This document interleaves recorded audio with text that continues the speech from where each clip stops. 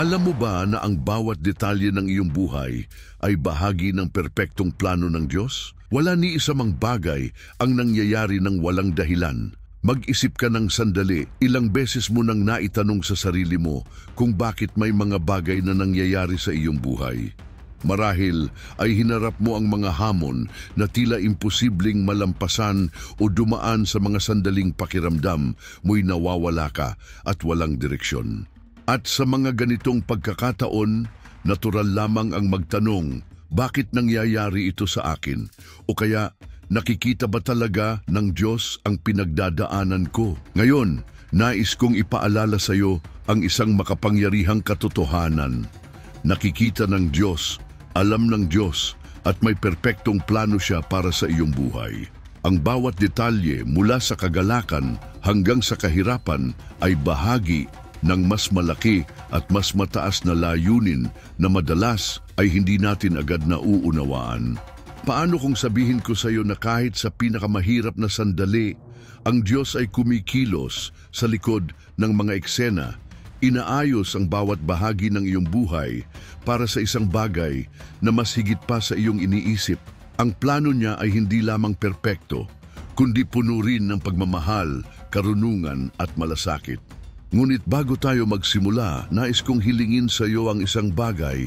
Ikaw na nanonood ngayon, nagtitiwala ka ba sa Diyos? Kung oo, magkomento sa ibaba, nagtitiwala ako sa iyo Diyos. At kung hindi ka pa nakasubscribe sa channel, iniimbitahan kitang mag-subscribe. Sa ganitong paraan, makakatanggap ka ng notifikasyon tuwing may bago kaming video.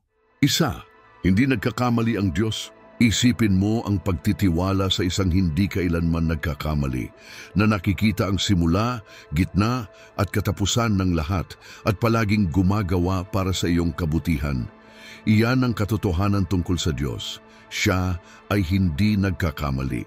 Hindi siya naliligaw. Hindi siya nagkakamali ng hakbang at kahit pa parang magulo ang mga bagay, siya ang nag-oorkestra ng lahat ng perpekto. Ilang beses ka nang nakaramdam ng pagkadismaya dahil may isang bagay na hindi nangyari ayon sa plano mo. Marahil ay nanalangin ka para sa isang oportunidad na hindi dumating o nakaharap sa isang saradong pinto na akala mo ay tamang-tama para sa iyo. Ngunit narito ang katotohanan, ang Diyos ay hindi kailanman nagugulat at ang kanyang mga plano ay mas mataas kaysa sa atin. Isaiah 55:5-8-9. Isang makapangyarihang halimbawa nito ang makikita sa kwento ni Jose sa aklat ng Henesis.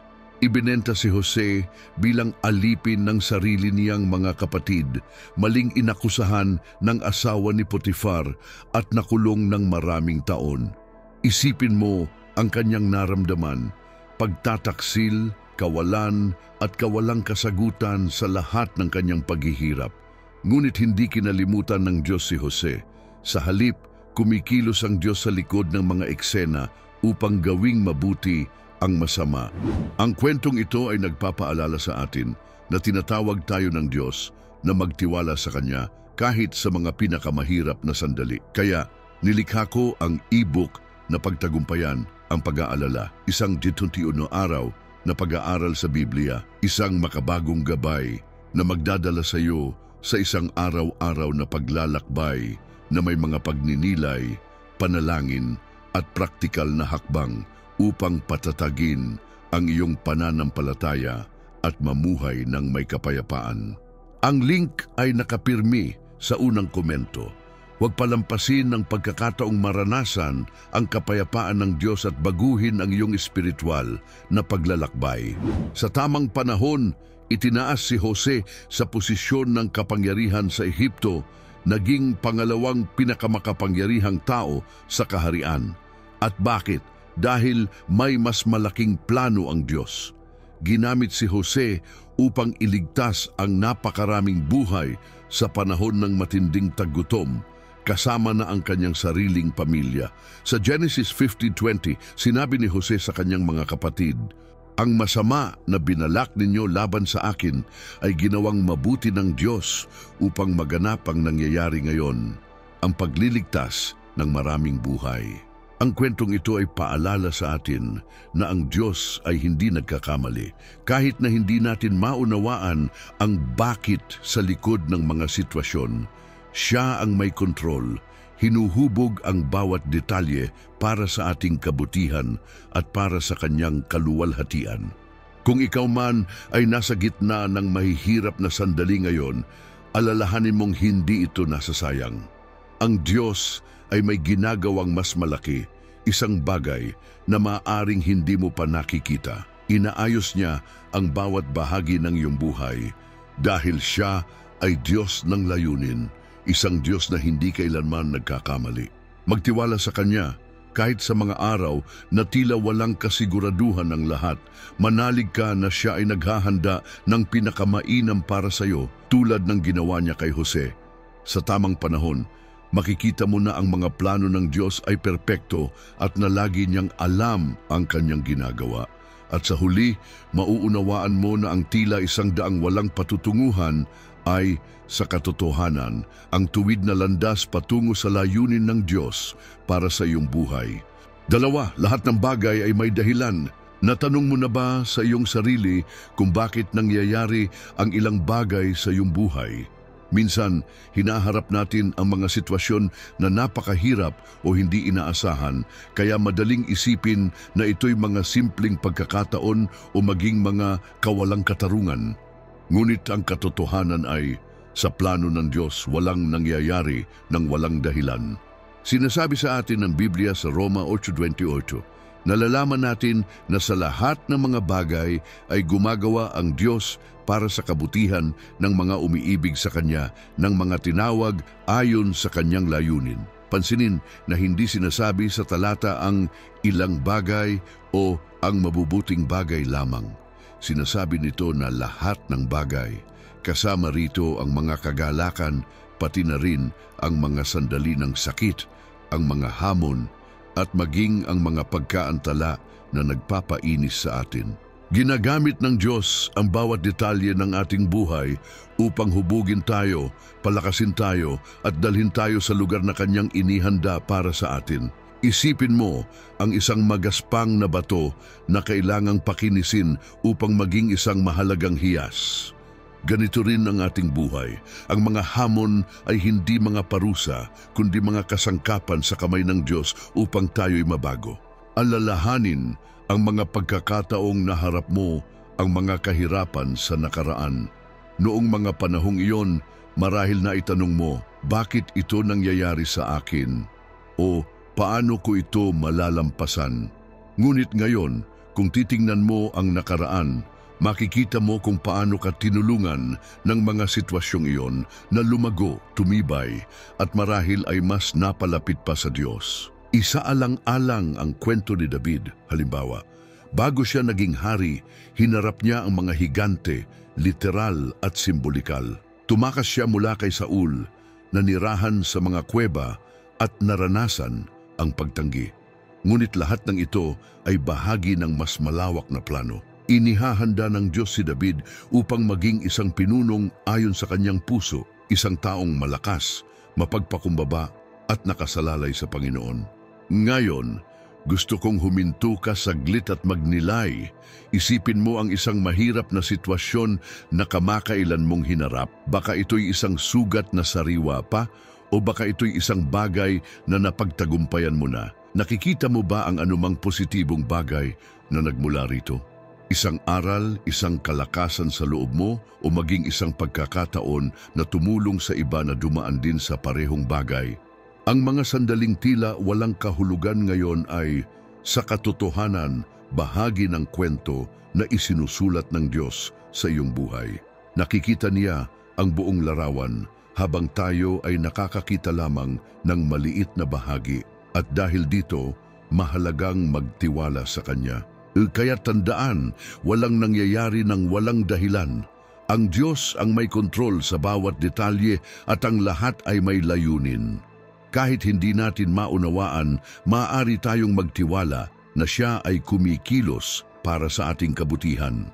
At isang araw, maaaring hindi ngayon, titingnan mo ang nakaraan at makikita mo na ang bawat sandali, kahit ang pinakamahirap ay may mas mataas na layunin. Hinuhubog ka ng Diyos para sa isang pambihirang bagay, magtiwala sa Kanya. 3, ang mga hamon at pagsubok sa landas. Wala ni isa sa atin ang gustong humarap sa mga hamon o dumaan sa mga pagsubok. Maaari silang maging masakit, nakakalito, at minsan pa nga'y magdulot sa atin ng pagdududa sa ating pananampalataya. Ngunit sa plano ng Diyos, ang mga hamon ay hindi tanda ng pag-abandona. Ito'y makapangyarihang kasangkapan na ginagamit niya upang hubugin tayo at palaguin ang ating buhay espiritual. Ang Biblia ay puno ng mga halimbawa ng mga lalaki at babae na dumaan sa matitinding pagsubok at sa pamamagitan ng mga ito, sila ay lumago ng hindi pangkaraniwan. Isipin si Job, isang taong nawalan ng lahat ng meron siya. Ang kanyang pamilya, ang kanyang kalusugan, at ang kanyang mga ari-arian. Sa kabila ng matinding pagdurusa, hindi tinanggihan ni Job ang soberanya ng Diyos. Sa gitna ng kanyang mga pagsubok, kanyang idineklara, ang Panginoon ang nagbigay at ang Panginoon ang kumuha, purihin ang pangalan ng Panginoon. Job 1:21. At ano ang naging bunga ng kanyang pagtitiis? Ibinalik ng Diyos ang lahat sa kanyang buhay na higit pa kaysa sa nawala sa kanya, at si Job ay naging isang walang hanggang halimbawa ng pananampalataya sa gitna ng kahirapan. Isa pang halimbawa ay ang apostol na si Pablo. Siya ay hinarap ang pagkabilanggo, pagkalunod sa dagat, pag-uusig at maraming kahirapan habang tinutupad ang tawag ng Diyos. Sa 2 Korinto 10, ibinahagi ni Pablo ang isang malalim na katotohanan. Ngunit sinabi niya sa akin, ang aking biyaya ay sapat para sa iyo, sapagkat ang aking kapangyarihan ay nagiging ganap sa kahinaan. Kaya't mas lalong ikinalulugod kong ipagmalaki ang aking mga kahinaan upang ang kapangyarihan ni Kristo ay sumakin. Naiintindihan ni Pablo na ang kanyang mga pagsubok ay hindi mga parusa, kundi mga pagkakataon upang higit pang umasa sa biyaya ng Diyos at upang ang kaluwalhatian ng Panginoon ay mahayag sa pamamagitan niya. Ipinapakita ng mga halimbawang ito na ang mga hamon ay hindi hadlang sa ating landas, sila ay bahagi nito. Kapag naharap natin ang mga kahirapan, hinuhubog tayo ng Diyos, pinatitibay at tinuturuan ng mga aral na hindi natin kailanman matututunan sa mga panahon ng kaginhawaan. Parang ginto na kailangang dumaan sa apoy upang maging dalisay. Ang proseso ay maaring masakit, ngunit ang resulta ay isang bagay na higit na mahalaga at pangmatagalan. Maaring ikaw ay humaharap ngayon sa isang bagay na tila hindi mo kayang tiisin. Maaring ito'y isang pagkawala, isang pagkabigo, isang karamdaman, o maging isang panahon ng katahimikan na tila hindi naririnig ng Diyos ang iyong mga panalangin. Ngunit tandaan mo ito, hindi sinasayang ng Diyos ang kahit anong sakit. Ang bawat hamon na iyong hinaharap ay may layunin at hinuhubog ka niya para sa isang mas dakilang bagay. Ang Santiago 1:4 ay nagbibigay lakas sa atin. Mga kapatid ko, magalak kayo kapag kayo'y nakakaranas ng iba't ibang pagsubok. Yamang nalalaman ninyo na ang pagsubok sa inyong pananampalataya ay nagbubunga ng pagtitiyaga. At ang pagtitiyaga ay kailangang magkaroon ng ganap na gawa upang kayo'y maging ganap at ganap na walang kakulangan. Kaya't kapag humarap ka sa mga pagsubok, tandaan mo na ang Diyos ay kumikilos sa iyo. Inihahanda ka niya para sa isang bagay na hindi mo pa nakikita, ngunit bahagi ito ng kanyang perpektong plano. Huwag kang sumuko sa kalagitnaan ng landas. Ang mga hamon ay parang mga bato na bumubuo sa daan patungo sa layunin ng Diyos para sa iyong buhay. At sa huli, titingnan mo ang nakaraan at makikita mo na sa pamamagitan ng mga ito, pinalakas ka, pinatalino, at higit kang inilapit ng Diyos sa Kanya. Apat, ang karunungan ng Diyos sa aksyon. Ilang beses mo nang sinubukang unawain ang isang nangyayari sa iyong buhay, at hindi mo magawang makahanap ng paliwanag. Sa mga ganitong pagkakataon, kailangang alalahanin natin na ang Diyos ay laging gumagabay sa ating mga hakbang sa pamamagitan ng kanyang banal na karunungan kahit hindi natin ito napapansin. Hinihikayat tayo ng Biblia sa Kawikaan 3:6. Magtiwala ka sa Panginoon ng buong puso mo at huwag kang manalig sa iyong sariling kaunawaan. Kilalanin mo siya sa lahat ng iyong mga lakad at itutuwid niya ang iyong mga landas. Ang talatang ito ay nagpapaalala sa atin na habang ang ating pananaw ay limitado at madalas na natatakpan ng emosyon o takot, nakikita ng Diyos ang buong larawan. Hindi lamang niya alam ang hinaharap, kontrolado niya ito. Isang makapangyarihang halimbawa kung paano kumikilos ang karunungan ng Diyos sa ating buhay ay matatagpuan sa kwento ng bayan ng Israel sa disyerto. Sa loob ng kakinataon ng kanilang paglalakbay, hinarap ng mga Israelita ang uhaw, gutom at mga labanan. Madalas silang magreklamo at questionin ang mga plano ng Diyos. Ngunit sa buong panahon, inaalagaan sila ng Diyos. Nagpadala siya ng mana araw-araw. Ginabayan sila ng haliging ulap sa araw at haliging apoy sa gabi. Alam niya kung saan niya dinadala ang bayan kahit hindi nila nauunawaan ang landas. Ganun din, ginagabayan ka ng Diyos ngayon. Maaaring ikaw ay nasa isang paglalakbay sa disyerto sa iyong buhay. Humaharap sa mga kawalang katiyakan, kahirapan o hindi inaasahang pagbabago. Likas na gustuhin nating maintindihan ang bakit at humanap ng agarang mga sagot. Ngunit ang pagtitiwala sa banal na karunungan ay nangangahulugan ng pag-asa sa Diyos. Kahit hindi mo pa nakikita ang susunod na hakbang, magtiwala ka na siya ay kumikilos para sa iyong kabutihan. Tandaan mo na ang Diyos ay hindi lamang naglalakad sa tabi mo. Siya ay naroon na sa hinaharap at inihanda na ang daan. Habang nag-aalala ka sa mga liko sa unahan, ang Diyos ay may plano na para sa lahat. Kapag tinitingnan natin ang ating buhay gamit ang mga mata ng pananampalataya, mapapansin natin na bawat pagkakaantala, bawat saradong pinto, at bawat hindi inaasahang pagbabago ay hindi aksidente kundi bahagi ng mas malaking plano. Isipin, halimbawa, ang isang ama na hawak ang kamay ng kanyang anak habang tumatawid sa isang mataong kalsada. Ang ama ay nakikita ang paparating na mga sasakyan at alam ang tamang oras para tumawid. Ang bata sa kabilang banda ay hindi nauunawaan ang panganib, ngunit nagtitiwala na alam ng ama ang kanyang ginagawa. Ganon din tayo sa Diyos. Kaya kapag ang daan ay mukhang hindi tiyak, tandaan na mayroon kang Diyos na walang hanggan ang karunungan, pagmamahal at kapangyarihan. Hindi ka niya dadalhin sa isang bagay na hindi para sa iyong kabutihan. Kapag nagtitiwala ka sa Kanya at ibinibigay mo ang iyong mga plano sa Kanyang mga kamay, inaayos niya ang bawat detalye ng iyong buhay upang tuparin ang Kanyang perpektong layunin.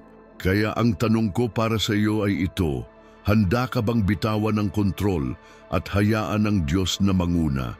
Sapagkat kapag ginawa mo ito, matutuklasan mo na ang karunungan ng Diyos ay mas mapagkakatiwalaan kaysa sa anumang unawa ng tao. Alam ng Diyos ang kanyang ginagawa kahit na hindi natin alam. At sa pagtitiwalang iyon, matatagpuan natin ang kapayapaan. 5. Mas malaking layunin sa bawat pangyayari. Madalas, kapag dumaraan tayo sa isang mahirap na sitwasyon, madali nating tanungin kung bakit ito nangyayari sa atin. Maaring itanong natin, bakit ko nararanasan ito? O ano ang layunin nito? Ang katotohanan ay, para sa Diyos, walang nangyayari nang walang dahilan. Bawat sandali, bawat sitwasyon, mabuti man o masama, ay bahagi ng mas malaking plano at may banal na layunin. Kahit hindi natin ito nauunawaan, maari tayong magtiwala na ang Diyos ay kumikilos para sa mas malaking kabutihan. Itinuturo sa atin ng Biblia na alam natin na sa lahat ng bagay, ang Diyos ay gumagawa para sa kabutihan ng mga nagmamahal sa Kanya, ng mga tinawag ayon sa Kanyang layunin, Roma 8:28. Nangangahulugan ito na kahit sa gitna ng kahirapan, ang Diyos ay kumikilos upang hubugin tayo, turuan tayo, at ilapit tayo sa Kanyang perpektong plano. Ginagamit niya ang bawat pangyayari sa ating buhay, pati na ang pinakamasakit upang tuparin ang mas malaking layunin. Isipin ang kwento ni Jose sa Lumang Tipan. Si Jose ay pinagtaksilan ng sarili niyang mga kapatid, ibinenta bilang alipin at dinala sa Ehipto. Dumaan siya sa maraming taon ng pagdurusa, kawalan ng katarungan at kalungkutan.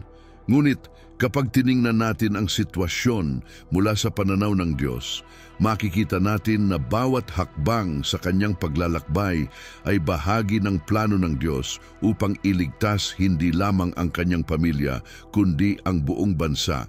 Nang sa wakas ay makaharap niya ang Kanyang mga kapatid, sinabi ni Jose ang isang napakalalim na pahayag, "Ipinlano ninyo ang masama laban sa akin, ngunit ito'y ginawang mabuti ng Diyos upang maisakatuparan ang nangyayari ngayon, ang pagliligtas ng maraming buhay." Genesis 50:20. Ito ang kapangyarihan ng pagtingin sa buhay mula sa mas mataas na layunin. Ginamit ng Diyos ang mga paghihirap ni Jose upang tuparin ang isang dakilang plano, hindi lamang para sa kanya, kundi para sa maraming tao. Tulad ng ginamit ng Diyos ang sakit ni Jose para sa mas malaking layunin, kaya rin niyang gamitin ang iyong mga laban upang makagawa ng kahangahangang bagay. Isang makabagong halimbawa nito ay si Nick Vujicic, isang lalaking ipinanganak na walang mga braso at binti. Sa panahon ng kanyang kabataan, nakaranas siya ng matinding kalungkutan at depresyon, madalas na tinatanong kung bakit siya ipinanganak ng ganoon. Gayunpaman, sa paglipas ng kanyang buhay, natuklasan niya na ang kanyang kapansanan ay hindi hadlang, kundi isang pagkakataon upang tulungan ang ibang tao na malampasan ang kanilang sariling mga pagsubok. Ngayon, si Nick ay isang international motivational speaker na nagbibigay inspirasyon sa milyon-milyong tao sa buong mundo sa kanyang mensahe ng pag-asa, pananampalataya at tagumpay. Ang mga kwentong ito, parehong mula sa Biblia at sa makabagong panahon, ay nagpapakita sa atin na kahit sa gitna ng mga pagsubok, ang Diyos ay may mas mataas na layunin.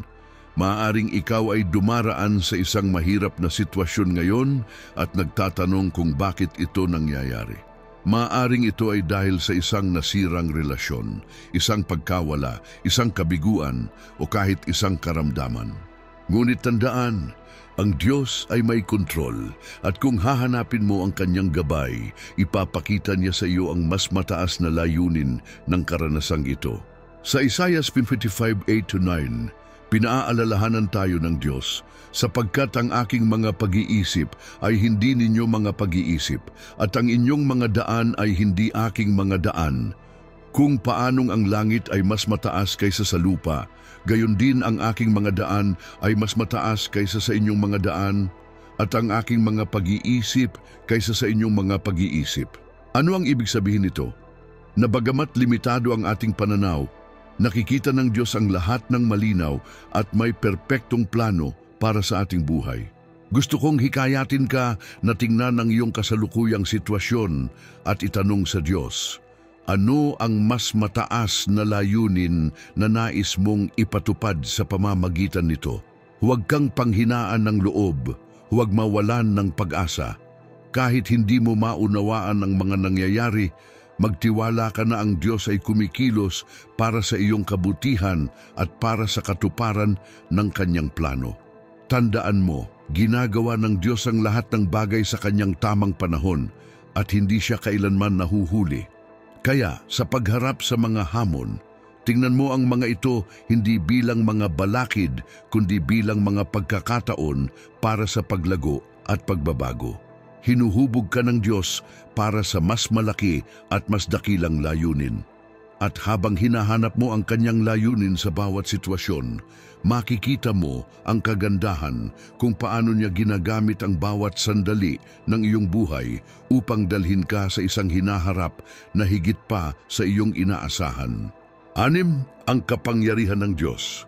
Sa mga sandali ng kawalan ng katiyakan, kapag ang mga bagay ay tila wala sa kontrol o kapag humaharap tayo sa mga sitwasyong hindi natin maunawaan, napakahalagang alalahanin ang isang makapangyarihang katotohanan. Ang Diyos ang may ganap na kontrol sa lahat ng bagay. Anuman ang mangyari sa paligid natin, ang Diyos ay hindi kailanman nawawalan ng kontrol. Siya ay makapangyarihan, ibig sabihin, siya ang naghahari sa lahat ng pangyayari sa ating buhay at sa buong mundo. Walang nangyayari nang hindi niya nalalaman at pinahihintulutan. Sa Isaiah 55:8-9, sinabi ng Diyos, "Sapagkat ang aking mga pag-iisip ay hindi ninyo mga pag-iisip at ang inyong mga daan ay hindi aking mga daan. Kung paanong ang langit ay mas mataas kaysa sa lupa, gayon din ang aking mga daan ay mas mataas kaysa sa inyong mga daan, at ang aking mga pag-iisip kaysa sa inyong mga pag-iisip." Pinapaalala nito sa atin na ang pananaw ng Diyos tungkol sa ating buhay ay walang hanggan ng lawak, lalim at karunungan kumpara sa atin. Nakikita niya ang hinaharap habang ang nakikita lamang natin ay ang kasalukuyan. Alam niya ang katapusan mula sa simula. Samantalang tayo ay nakatuon lamang sa susunod na hakbang. Ang kapangyarihan ng Diyos ay nangangahulugan na kahit hindi mangyari ang mga bagay ayon sa ating inaasahan, siya ay kumikilos sa likod ng mga tagpo. Minsan, ang mga sitwasyon ay maaaring magmukhang magulo o kahit hindi patas, ngunit maaari tayong magtiwala na ang Diyos ay hindi nawawalan ng kontrol kailanman. Ginagamit niya kahit ang mga kahirapan upang tuparin ang kanyang mga layunin sa ating buhay. Ito ay nagtuturo sa atin ng isang mahalagang aral. Kailangan nating magpasakop sa kalooban ng Diyos kahit na hindi ito malinaw sa atin. Hindi palaging naiintindihan natin ang bakit ng mga bagay. Ngunit ang pagtitiwala sa kanyang kapangyarihan ay nagbibigay sa atin ng kapayapaan sa katiyakan na alam niya kung ano ang pinakamabuti para sa atin. Kung babalikan natin ang kwento ni Jose na nabanggit kanina, malinaw nating makikita ito.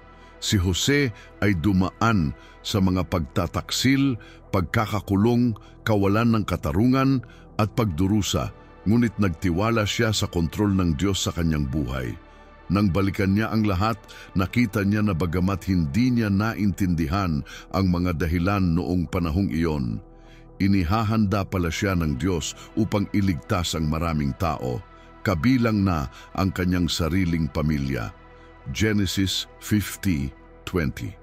Kung sinubukan niyang kontrolin ang lahat ng bagay sa kanyang sarili, hindi niya sana nakita ang layunin ng Diyos sa mga pagsubok na kanyang hinarap. Kinailangan niyang magtiwala na ang Diyos ay may mas malaking plano, kahit hindi niya alam ang lahat ng detalye. Ang soberanya ng Diyos ay nag-aanyaya sa atin na isuko ang kontrol sa Kanya. Kapag tinanggap natin na alam niya kung ano ang pinakamabuti para sa atin, makakahanap tayo ng kapahingahan at titigil sa pakikipaglaban sa Kanyang mga plano. Sa Kawikaan 3:5-6, itinuturo ng Biblia, magtiwala ka sa Panginoon ng buong puso mo at huwag kang manalig sa iyong sariling kaunawaan. Kilalanin mo siya sa lahat ng iyong mga lakad at kanyang itutuwid ang iyong mga landas. Kapag isinuko natin ang ating sarili sa soberanya ng Diyos, ginagabayan niya tayo tungo sa landas ng kapayapaan, seguridad at layunin. Hindi ibig sabihin nito na tayo'y dapat maging pasibo o mawalan ng pag-asa sa gitna ng mga pagsubok. Sa kabaligtaran, ang pagtitiwala sa Diyos at pagsusuko sa Kanyang kalooban ay nagbibigay sa atin ng lakas upang harapin ang mga hamon ng may pananampalataya, nalalaman na kasama natin siya at na ang lahat ng nangyayari ay may layunin. Ang kontrol ng Diyos ay hindi isang limitasyon kundi isang kalayaan. Kapag isinuko natin ang ating sarili sa Kanya, pinapalaya natin ang ating sarili mula sa ating pagkabalisa at takot at natutong mabuhay ng may tiwala na hindi nakabatay sa mga pangyayari. Alam ko na maraming beses mahirap makita ang kamay ng Diyos sa gitna ng mga mahihirap na sitwasyon.